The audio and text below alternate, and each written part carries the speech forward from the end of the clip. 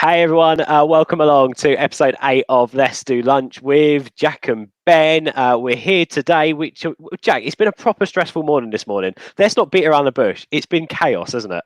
Yeah, mate, I haven't even had time to stop and think, oh, I've got a live show at midday.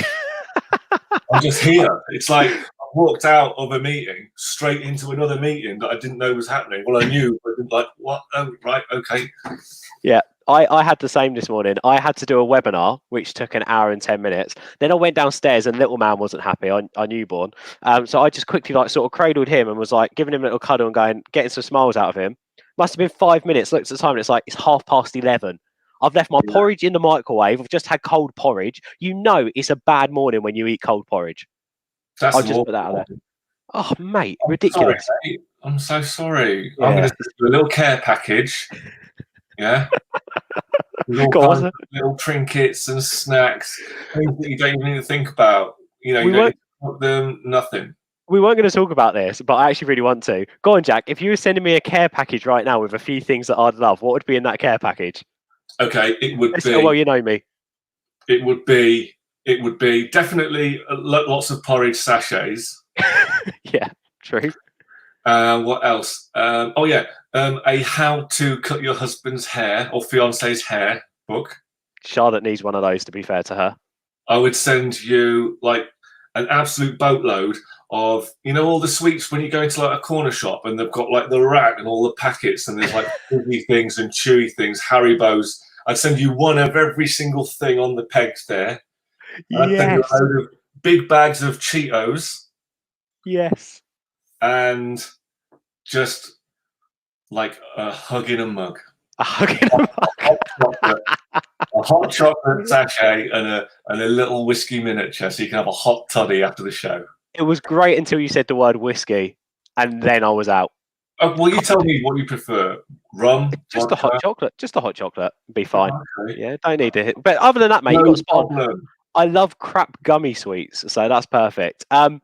Do you know what? Actually, one thing I do want to kick on today, which is going to make me very happy, is the return of sports. Now, obviously, we are semi-post-lockdown, so things are starting to get back to some kind of normality. And this week, we've seen footballers go back to training. We've seen the Bundesliga start in Germany, which is obviously football. Eddie Hearn has revealed plans for Matchroom Boxing to start up Fight Camp in his back garden, and the UFC is happening as well. I mean, what do you think of this, Jack? Seriously? Yeah, UFC's happening in America. Yeah. There is not a single sport in the world that is more close contact than MMA. Yeah, 100%. What do you make of it, though? Does it feel too soon for all these sports to be sort of back? I don't know. We've never done this before. But yeah, for me, it feels a bit too soon. But maybe that's just like my natural tendency towards caution. I don't know. Yeah, possibly. I mean, it is one of those, isn't it? That at some point, people are going to have to take risks. So maybe now's a risk. But nobody wants it to be them. Right, no, 100%. The schools have been on it myself about bringing the kids back because my son is year 1. So he is part of the group that they've decided year 1 and year 6 could maybe go back on the 1st of June. And I'm like, I think I'm okay with it, but I've got no frame of reference. This has never happened before. So I can't go, well, I don't think so because of this, or yeah, that's fine because of that. Yeah. Who knows? I'm with you on that. We've just got to try. But I think we're more than I think we're guaranteed a second peak. China have had a second peak. They've got cities in lockdown again, you know. Yeah, it just depends, doesn't it? Also, it's how they split out the regions, how the trace and tracking helps. But either way, I mean, for sports stars, they've been trying to keep themselves amused in a competitive spirit and keeping up to date with social trends at home. So they've taken on a stay-at-home challenge, I believe, which is kind of TikTok centric, but I've seen this as well in on Twitter. I've seen it all over the place. It's basically where a footballer nominates another footballer. Now people are just doing it to try and do keepy uppies with a toilet roll. I mean, when there isn't a football around, why not just get that toilet roll out and give it a go? Here's the Lionel Messi. Lionel, go on, Lionel. Look at that. I mean, that is quite impressive, isn't it? Yeah, it's impressive. How it's so like, how's he doing it? Yeah, that is quite impressive, to be fair. I try and do keepy uppies with a ball, which is a perfect sphere. And it's still like, I'll do 1, 2, third one, pink. And it's just like, what the hell? I mean, a toilet roll's got so many different like edges and bits to it. How does he keep it under control? It's mental. But fair play. And I know Jesse Lingard and Pogba have done it as well, and so many other footballers, so fair play to them. There's loads of other different stay-at-home challenges, but we just wanted to show that one whilst talking about sports. Moving on with the show and talking about challenges, Jack, we're going to tell you about your biggest challenge, Jack, yet. That is going to come up. It's so big, it's going to last a week. That's when you know something's big. Do I actually know about this? Do I know about this? Yeah, you do know. You know about what you've had to do because you've had to set it up. So it's around TikTok, but you don't know yet what the challenges are going to. I mean, the challenge part, yeah. Yeah. So we'll wait and see. But I'll let you know what the first phase of that is in a minute. First of all, shall we do the SMEs in Kent featured 5? Nah. I think we should. Yeah. And we mess about in this, by the way. We edit each other's scripts and we've got to stay professional. So if we laugh and we giggle, that's because we've probably read a rude word. A Rudy. But this is our try not to laugh challenge. Yeah, basically. And I get 3 and you only get 2. It's a bit unfair. All right. You ready? Let's go. Okay. Number 1. IAC Delivery Solutions is a bespoke transport company based in Sittingbourne, providing equipment, movement and transport services. Give them a call to find out more about their services on 01795 475 222. Hidden Kingdom, that was smooth, offer their clients a multitude of creative solutions for their commercial needs through live action, 2 and 3D animation and motion graphics as well. They are also 5 likes away from 300 likes on Facebook, which is their target for lockdown. So go to their page and find out more about them at facebook.com/Hidden Kingdom Solution, Hidden Kingdom Studios. You're like a child. You're using like the most obvious swear words and just putting them one after another. Don't criticize the technique when I'm winning. Internet XP is here to help charities and small businesses with IT and administration during this period. Their mission is to give a helping hand to all those looking to make a social change to their community. So anyone wishing to use their services will be making a difference to the community through their own social dividend fund to help local projects and research. In addition, Internet XP are offering free consultations for up to 4 hours and free 2 hours IT support to help people get moving again. Contact them via hello@internetxp.net for more information. Bowden Digitech offer free business advice in the UK around print solutions, especially around social distancing as well, reducing carbon footprint by 94%. And you can also save 40% on costs. If you're looking to reduce your costs, visit bowdendigitech.co.uk for innovative print and document-centric solutions. You're a bit slow there, Jack. I know, I wasn't on it. And that's my last chance. Yeah, final one. However, Ross Miller is a workplace wellbeing consultant and trainer for Cantium Business Solutions who specialize in HR and ICT support services. If you need to find an HR, IT and finance business solution that works for you, visit. I can't read that. I can't read that. You're going to have to read that. Cantium.solutions is where you need to go.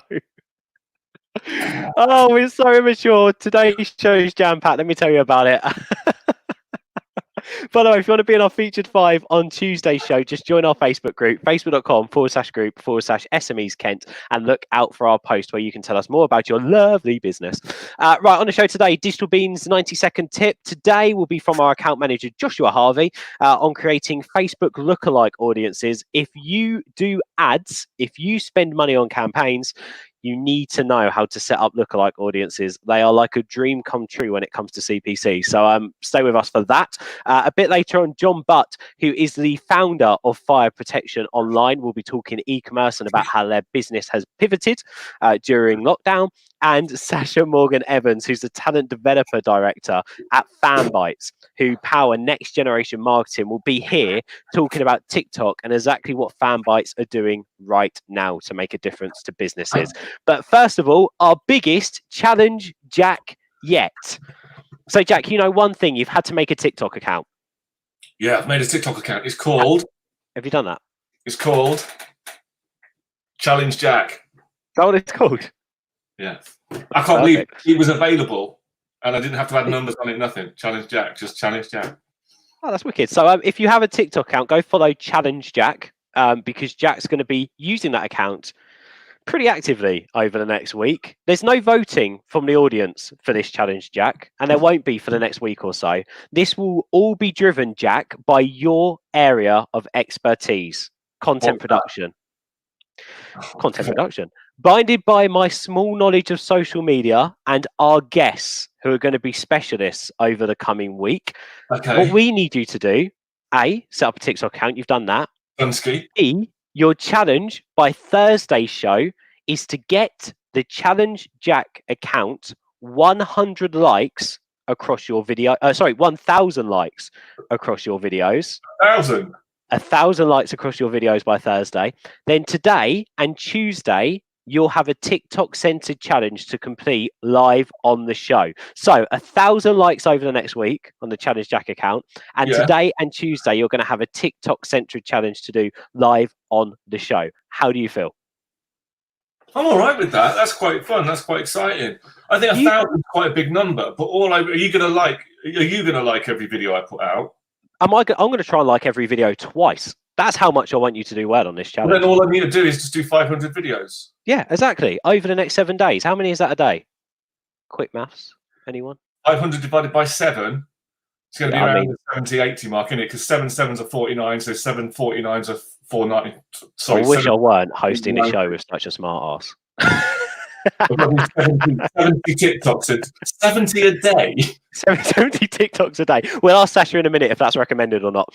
But yeah, so we're going to be creating regular content to go up on the account. It'll probably be about 1 post a day, maybe twice on a couple bits of pieces. We've got some videos from Challenge Jack that we're going to share on the TikTok account as well, I think. And also, Jack, you're going to be doing some unique bits and pieces to also spur new followers and to keep the account active. So What's that? I said, yeah, totally. Totally. You're up for it. Cool. Yeah. And that starts today. Today, Jack, I think let's take the Lionel Messi's inspiration and live at the end of the show, let's do a stay-at-home challenge. And just to make it easy, because you're definitely going to have one of these in your bathroom, you should do the bog roll keepy uppy challenge live at the end of the show as your first post on TikTok. I actually don't have any bog roll. You are a liar. Everyone, did you not hear? Everyone went and bought it all. I do not believe it. I paid to have a bidet installed. And I ain't keepy uppy in that. Oh, dearie me. I'm only joking. I've got a bog roll. You've got a bog roll. So I'm looking forward to that at the end of the show today. You're going to attempt to do it live. And then whatever happens in that video, it will go up on your new TikTok account at Challenge Jack, which, by the way, we're running over. Talking about TikTok, I think you should really ask the expertise of our first guest. All right, then. So who have we got? We've got Sasha Morgan Evans. She's the Talent Development Director at FanBytes. FanBytes are powering next generation marketing, led by a team of young techies and advertising veterans. They help brands engage with younger audiences in the most interactive ways on the planet. Hey, Sasha. How are you? Good. How are you? Not too bad. Yep, enjoying the sun. I know it's lovely. Trapped inside, but yeah. You see, I don't have a laptop, so I really am trapped inside. This guy on the other hand.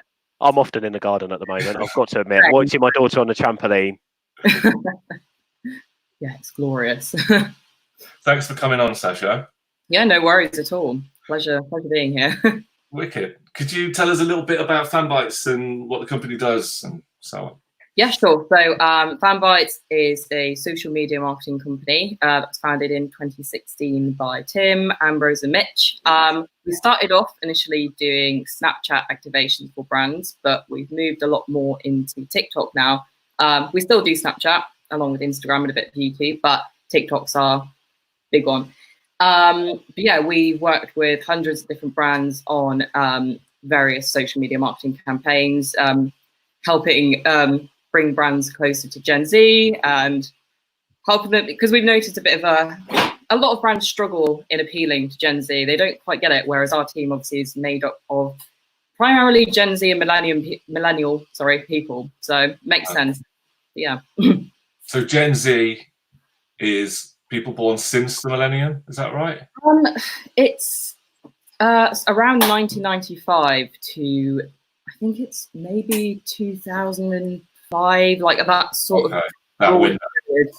I'm not sure whether I'm Gen Z myself. Like I'm born 1995, so kind of in the middle. Gen Zennial, some people call it. Gen Zennial. Well, I'm definitely not Gen Z, just in case anybody was wondering, you know. But I found out the other day that I'm actually a millennial because I was born in 1980. Yep. I thought it was much later, but anyway, that just goes to show how in touch I am on this stuff. What is your role involved then? What do you do specifically? So yeah, I am talent development director. We have Bite Size Talent, which is our talent management arm. So within that, we manage, I think it's 42. We've added a few people very, very recently in the past week. 42 of the biggest TikTok talents in the UK. So my job is speaking to those talents, seeking them, and also then helping, you know, the people on the bigger side of followings develop ancillary activities. So that's maybe like podcasts, merch, product lines, you name it. You know, we've got quite a big project going on at the moment that you may not have seen.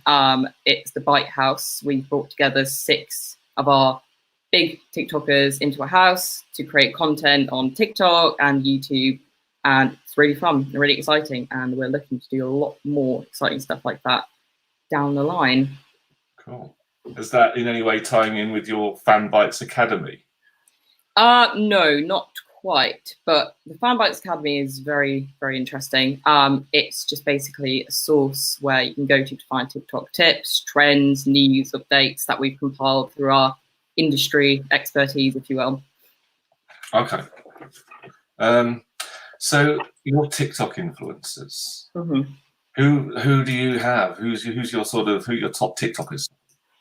I mean, I wouldn't like to categorize them like, oh, these are the big guys. We've got a lot of really, really amazing TikTokers ranging from, you know, around the 200K to 300K mark to all the way up to 5 million, 6 million. We've got, yeah, as I said, the Bite House. So that's made up of Katie Franklin, Surface London, Sebi John, Monty Keats, and Lily Rose. But yeah, we've got loads of people. I couldn't just pick out a few. I wouldn't want to. No. Wouldn't want to do anything dirty. No. You've got to be loyal to everybody, isn't it? Yeah. So in terms of like the way that influencers are kind of now growing on the platform, has the way that TikTok is being used and the perception of TikTok and sort of demographic and the users, how's that changed over the last couple of months, like since lockdown? I'd say it's definitely grown a lot. And in terms of demographic, that's definitely widened. Obviously, in the past, it was seen as more of the sort of teen app, teeny boppers. And, you know, it was very young for a while, but now with lockdown and more people with more time on their hands and more willingness to try things out, you're finding, like I'm finding a lot more people my age, because that was like one that I found a lot of people who are like, I'm 24, just to put it out there. People my age very like, oh, I know what TikTok is, but not that bothered. Whereas everyone, I've got mates like making loads of TikToks constantly who were before like, oh, I'd never go on TikTok. I've even got my parents who are in their 50s on TikTok. So I just, yeah, it's just become a lot more general, a lot bigger, just a big force. Yeah, I've noticed that as well. When I first sort of signed up for TikTok, I suddenly felt like I'd like walked into the wrong room. You know, it's just like kids, neighbors everywhere, and I was like, oh, sorry, and sort of left it alone for a while. And then maybe like 3 months ago, yeah, around sort of just after Christmas time, it kind of began to change a bit. I started to see more people my age, people my parents' age even, you know, and then since lockdown, it just feels like now it's for everyone, which is obviously great for the platform, because if it appeals to all demographics, then, you know, it's got much further reach. But just I want to talk to you a little bit about how people become successful and what you see as like the most important attributes for either a content maker or a video, assembling video to become viral. Mm-hmm.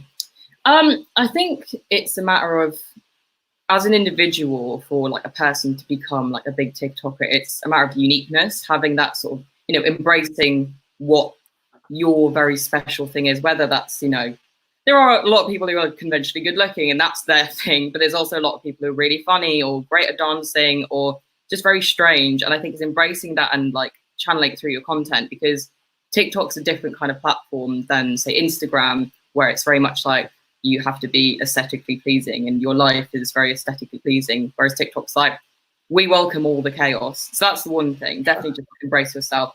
Another thing is just, honestly, you have to be dedicated to it in the beginning. You have to be posting a lot. Like, you have to care about it. You're not going to be an overnight sensation. That's the matter. That was my next question. Because obviously, did you hear the challenge that we've set up? Yeah. So how do I do it? What would be your advice to me? Like, obviously, I'm not conventionally good looking. I'm not particularly funny. What do I do? Do I have to like run around naked? What have I got to do? I mean, wouldn't recommend that. You probably get blocked off the platform. I mean, yeah, as I said, it's more a matter of consistency, constantly posting videos. It's, you know, casting a wide net. The way in which the algorithm works is that they'll put your seed your videos out to a few people, and the more people who view them all the way through and like them, then the more people will see them. So the more videos you're putting into that algorithm, then the better. And I think, yeah, another one is just keeping an eye on the trends and putting your own spins on it. You know, there's hundreds and hundreds of trends that have happened or are happening right now, and there's always a way to make it unique to yourself whilst also being relatable. I think relatability is a really important thing for TikTok as well. Relatability. Okay. I love it when you take notes when we have a guest. I know. It's my favourite thing. It's my challenge. I'm sorry, I am taking notes. It's relatability. I have no idea how to spell that, but how to go. What are your favourite TikTok trends? At the moment, some of them don't necessarily have names, so it's hard to describe. But there's a song, and at the beginning, they're sort of like trembling over and tripping about, and then the song like drops, and they do a bit of a sassy catwalk. It's very like, oh, people thought I wasn't great, but now they're like straight. It's really hard to describe. I've done it no justice. Another one is there's like an album cover trend where people will put on a situation, and then the song drops, and they'll show like they pose the same as the album cover, and then they put the Spotify thing on screen. That one's really clever. I love that one. Right. So there's lots for me to go at here. There is a lot for you to go at here. This is great food for thought. I think you're going to be good at this, Jack. Pardon? I think you're going to be great at this. Well, it remains to be seen, doesn't it? Sasha, if you see that trend, send it over to us, and maybe we can get Jack to give it a go. I will do. I will find it immediately and send you a bit of a link. I just can't describe them. They don't have names, or sometimes don't even have hashtags, but I know exactly what I'm so. Before you go, you've helped us with our guest for Tuesday's show. Stephen's going to be coming on. Now, before I say his name in full and say who he is to Jack, because I haven't actually told Jack yet what's happening on Tuesday's show. So could you please tell us a little bit about who we've got on Tuesday, and a little bit about his background as well? Yeah, sure. So we've got Stephen McKell coming on. He is an amazing TikToker. Absolutely love him. Shout out to Stephen. His sort of thing is he's got his tagline that he's come up with is to embrace your free self. So he's very much about being you, expressing yourself. As I said earlier, you know, sort of being unique. He does all sorts of things. He does dances, some comedy skits. He did some amazing like EastEnders lip syncs. He's got all sorts of wigs and makeup. He's just great, amazing character, and you're gonna have a great time chatting to him as well. Yeah, he's brilliant, and the thing that like why I love Stephen is also it's going to tie in lovely with the challenge for you on Tuesday's show as well, Jack, because he's such an incredible personality, and his videos as well are just they're so good, and I think if anything, the whole point of having that duet feature, Stephen like sort of epitomizes that, because you can join in with the videos that he creates. Just so you know, Jack, Stephen has over 2 million followers on TikTok and hundreds of thousands of likes. He is going to be on the show chatting to you on Tuesday's show as part of this challenge. And thanks to the help from Sasha as well, and Fan Bites for that. Yeah, which is proper exciting. So thank you guys for doing that. We really appreciate it. Thank you. Well, it's been lovely talking to you, Sasha. I'm ever so sorry, but we have run out of time. But please stay around, watch the rest of the show, see how I get on with my stupid challenge. Right. Good luck. And have fun throughout the show. Thank you, Sasha. Thank you for coming on. No Take worries. care. Bye-bye. Bye. And thank you for Tim as well for helping us organise that as well. Timothy Armu, lovely guy and the founder of Fanbytes. Right, we've got to move straight on here. But you excited about Stephen coming on? Yeah, man. It's wicked, isn't it? What a score. Yeah, over 2 million followers on TikTok. Stephen, he's just brilliant. He's absolutely brilliant. Go and check out some of his stuff later. Right, let's move on and let's go into Digital Beans 90-second tip. Someone who I'm excited to have on is this guy. Hey, mate. Hey, One Jack. of our account managers, Josh Harvey's with us. How you doing, mate? I'm good. How are you? Yeah, really, really good. Happy to have you on finally. Yeah, I know. I think everyone else has done one part, but me. So here we are. Mate, the standards have been set. But this is going to be great because what you're going to be talking about here is something that as a business we actually believe quite massively in if you are able to collate lookalike data, but also with the way that Facebook works, you can create lookalike audiences, right? So tell us a bit about what you're going to be demonstrating and why. So effectively what I'll be demonstrating is the ability to create an audience that looks like an audience that already exists in Facebook. So for example, you might have a Facebook pixel on your website and you might want to find people who have taken a specific action. So say you run an e-commerce business, you have a pixel on your site and you have, I don't know, like maybe 100 customers from that pixel potentially that has collected the data from.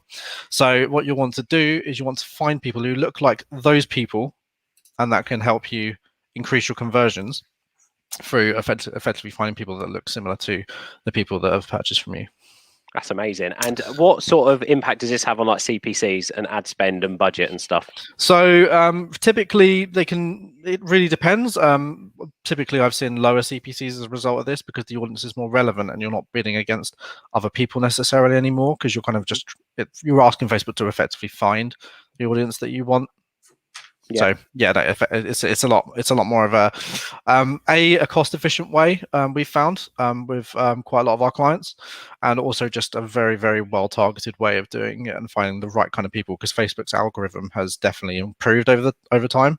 I was never a massive fan of lookalike audiences, but now I'm starting to see more results. It's actually starting to increase my confidence in it. So yeah, no, it's a great thing to be able to do, and you're going to show us all how to do it from home today on the show. So Jack, Correct. Do you want to ready your clock? Josh, do you want to share your screen with me?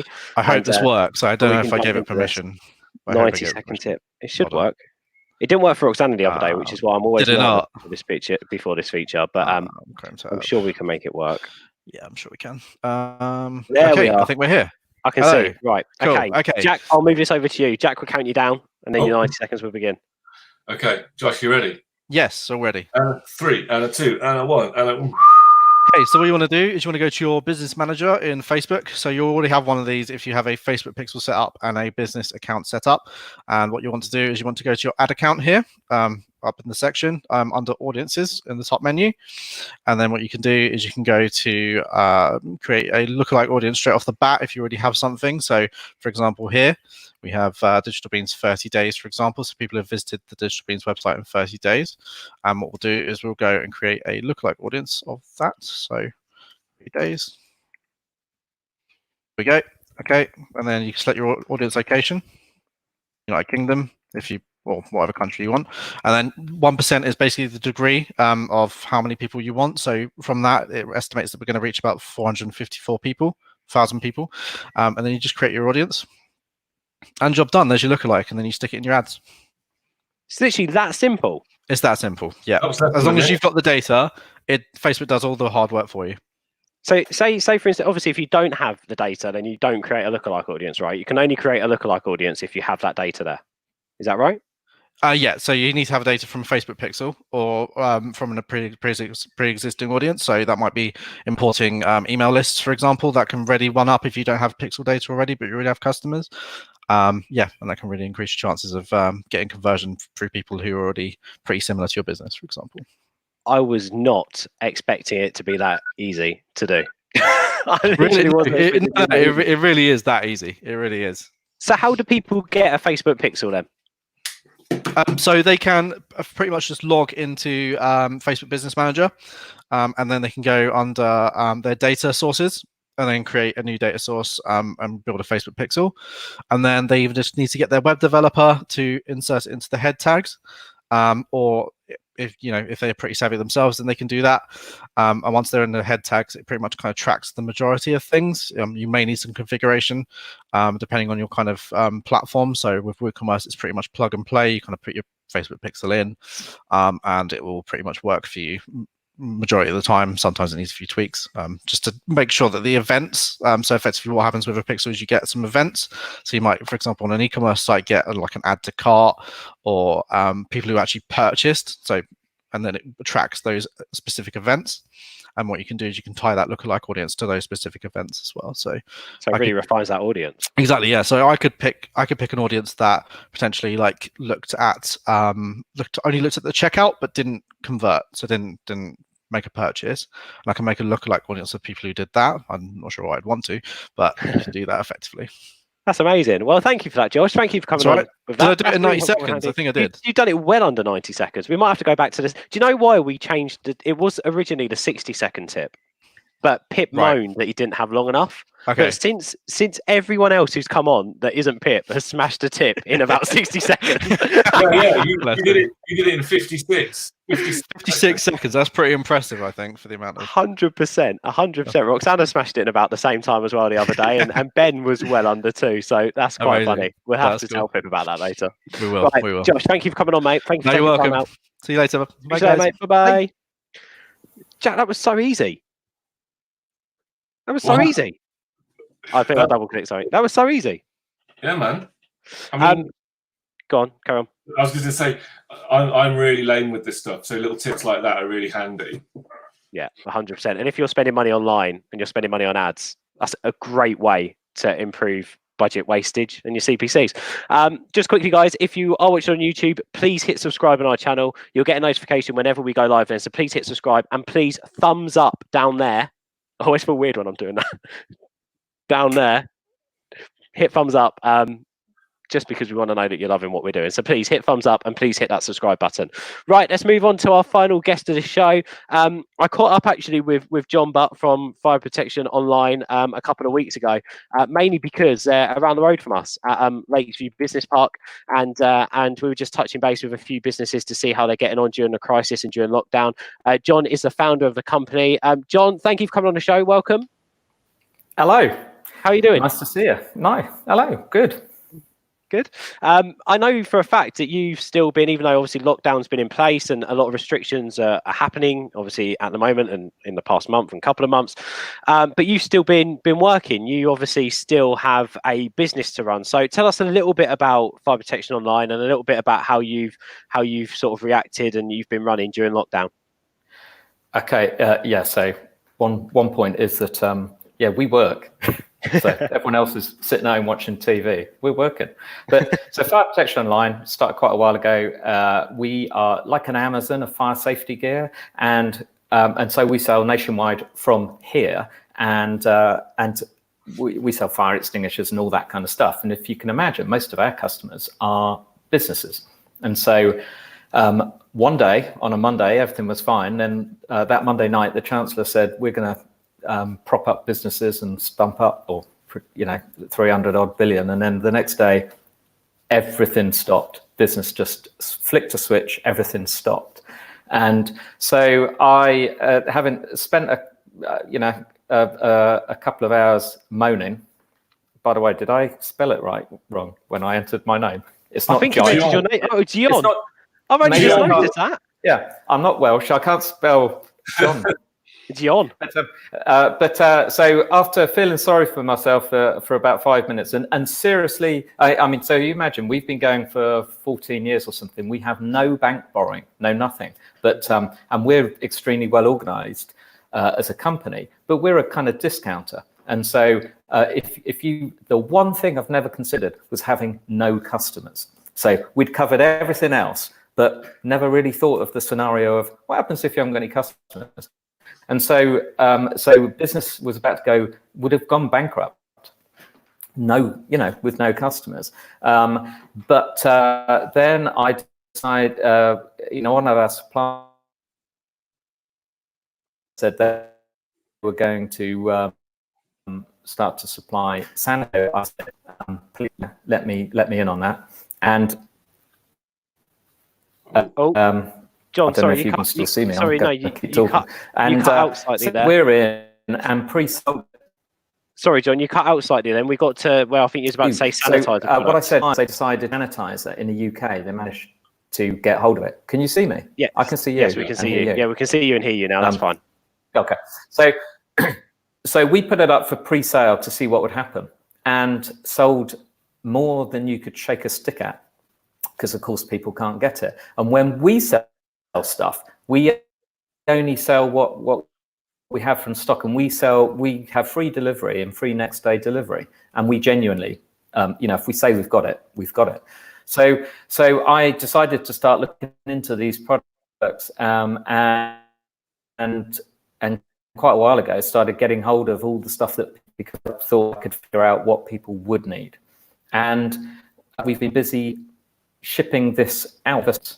So we sell everything you possibly think of to do with the businesses needing to get out of this lockdown. We've got it, and everything we sell. Is this flashing in and off? It's not flashing in and off, but like you're lagging in and out. That? Yeah, you're cutting out a little bit here and there, John. I think the internet's like fuzzing in and out.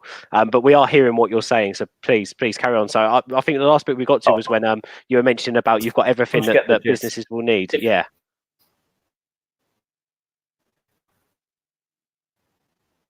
Oh, John, I think we've lost you again. So very simply, while everybody else has been closed, I can see you perfectly. It's unfortunately, so I can't tell. I can see you and hear you.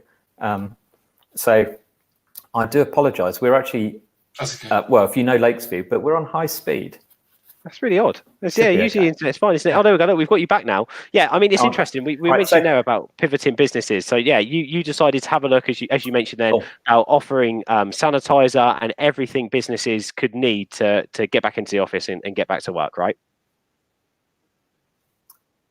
Yeah, so we're already selling it, and we sell the approved products. So that's quite important. A lot of the stuff that's for sale is fake, and we will only sell approved stuff. Luckily, we've spent years building a good database of people, because so for instance, we have tens of thousands of face masks in stock, approved ones. And I'll just point out before anyone starts shouting, we specifically sell the non-medical products. So we are not interfering with NHS supply lines. We're selling, because we've always sold, these face masks, by the way, were called dust masks about 3 months ago. They were known as dust masks, and they're worn by builders and people in fiberglass industry.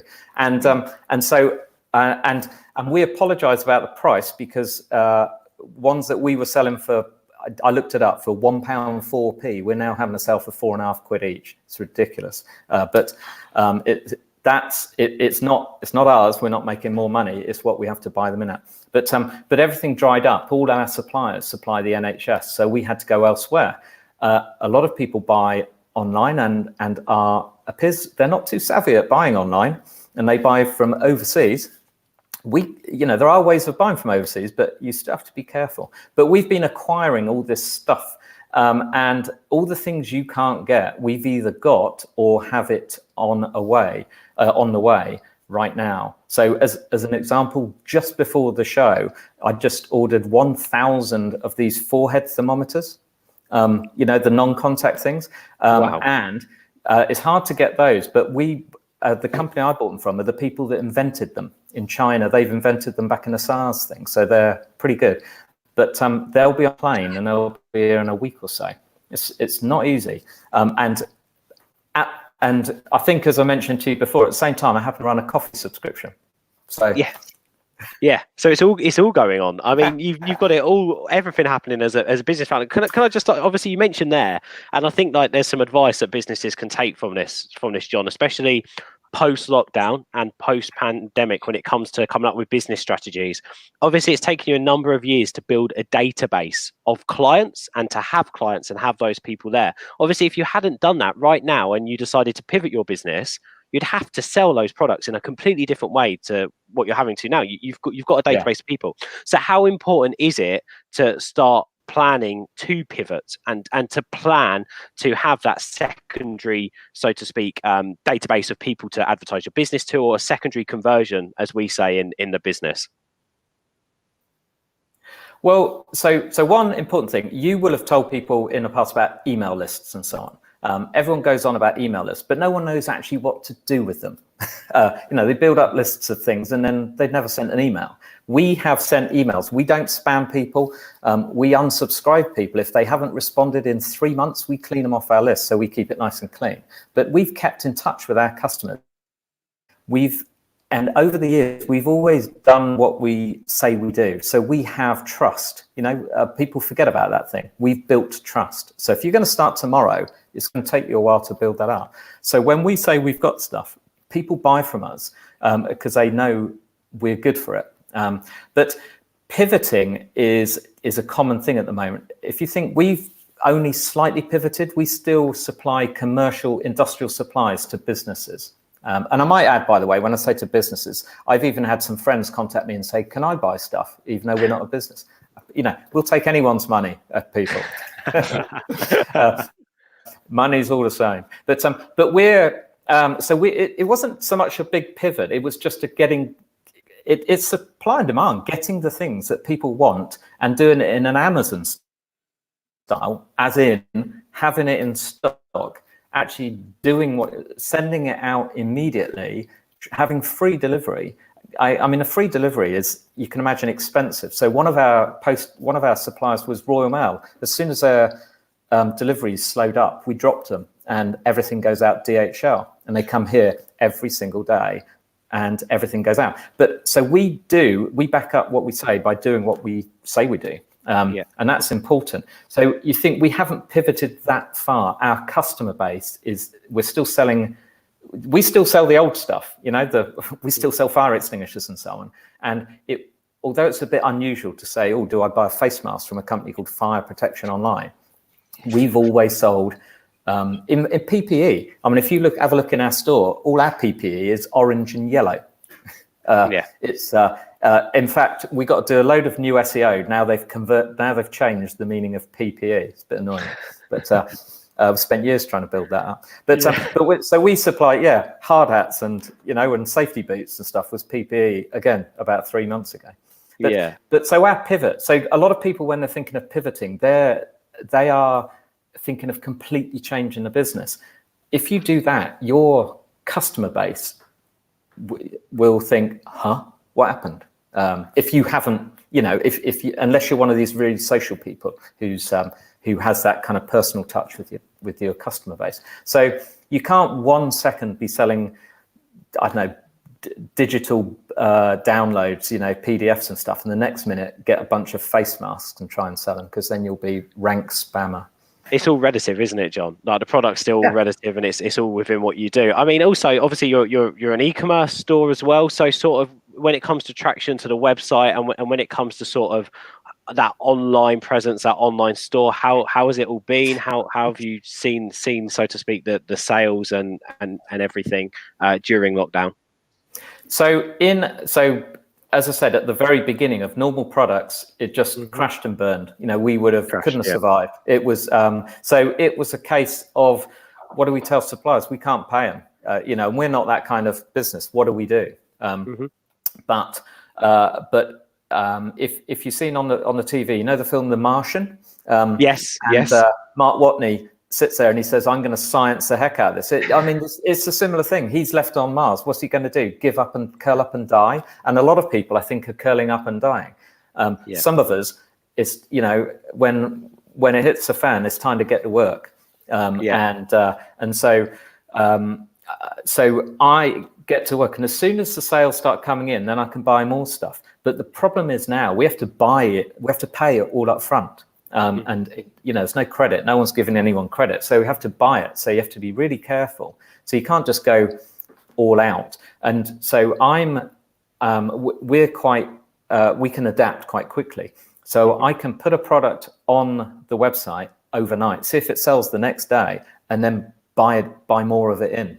If it doesn't, I just turn it off. As we sell more and more, we buy more. But we have to convert that into cash quite quickly. But because we're e-commerce, everybody pays by credit card. And over the years, we're quite strict. We supply to government and to the NHS, and to, you know, we sell fire safety gear to fire brigades. We make them pay up front. We don't government, police forces, everything. And because they're used to that, what you'll find is that if you have a good product at a good price, people will do as they're told. So in this current thing, that's quite important. We're not going to have that cash flow issue of credit. Yeah, no, and I think everyone's used to paying for stuff online and upfront now, aren't they? When it comes to e-commerce stores, the Amazon, so to speak, the Amazon effect, I think, has sort of hit us all when it comes to online consuming. Exactly. I mean, in the old days, I don't speak to customers anymore, and I really shouldn't be allowed to. But I remember having an argument with the Scottish police, not just someone but the Scottish police. I actually said to her, in the end, I said, you don't phone up Amazon and ask and demand credit just because you're the police. And she said, and she eventually said that was it. And I'm not kidding. Later on that afternoon, I saw an order coming on her credit card.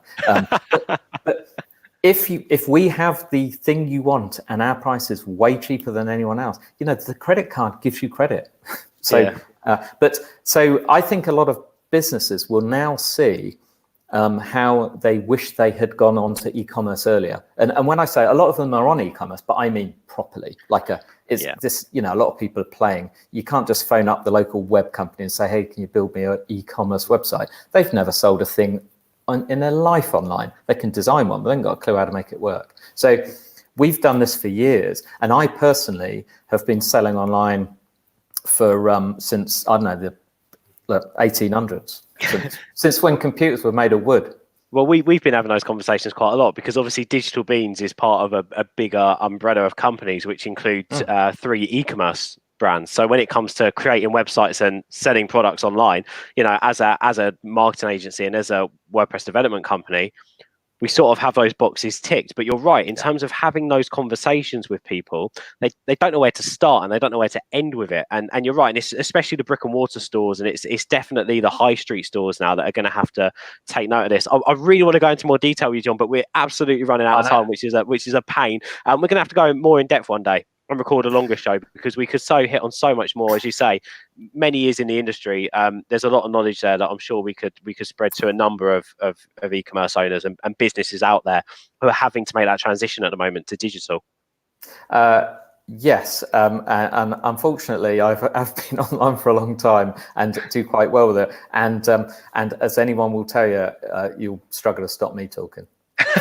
Well, I love that, because usually it's me talking loads, so the fact that I can talk loads with someone would be absolutely perfect. John, where can people find out more information about the company, potentially some of the products you're selling now, and also maybe a little bit about yourself? The best bet is so for looking at the main things, it's fireprotectiononline.co.uk. Beware of imitations, people. And for coffee, it's bluecoffeebox.com.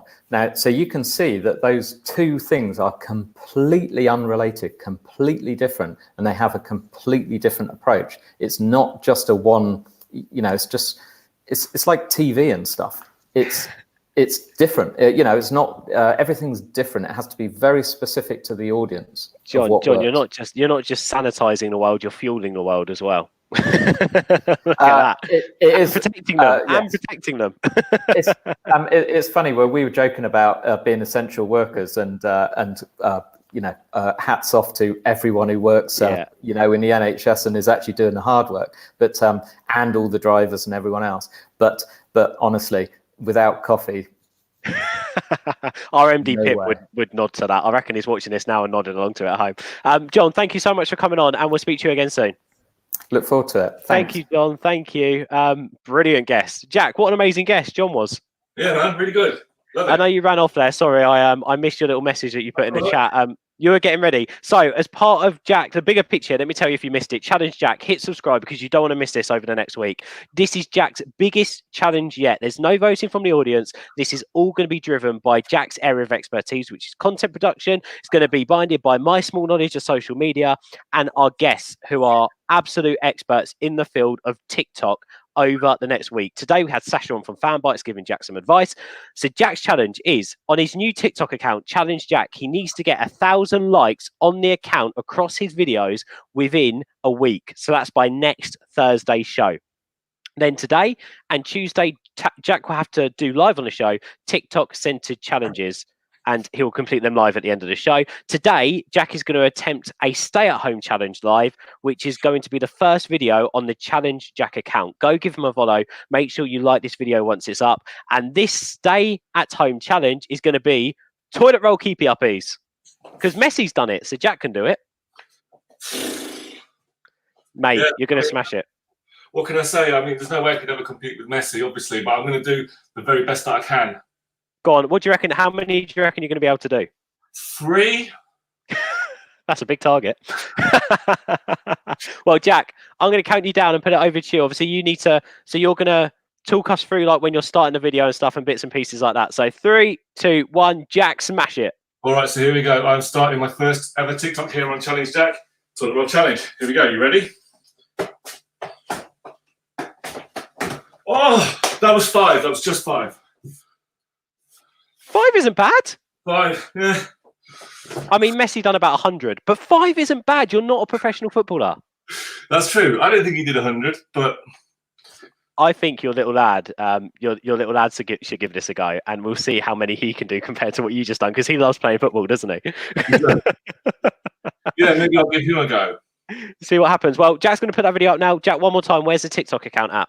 At Challenge Jack. Capital C, capital J. Challenge Jack. Go follow, like the videos, help Jack out. 1,000 likes on all his videos by next Thursday.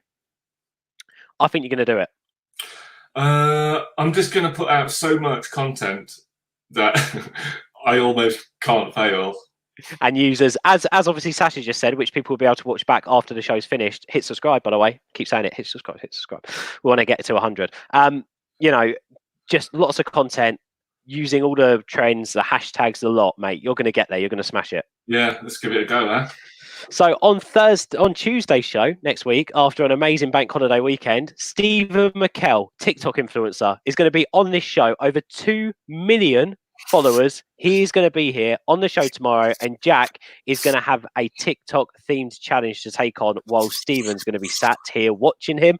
Plus on the show, Florgia, who's the chief executive of Produced in Kent, will be chatting with us about local produce and help Kent buy local. Guys, have an amazing bank holiday weekend. Jack, can't wait to see some TikToks from you, and we'll be back here on Tuesday. Bye everyone.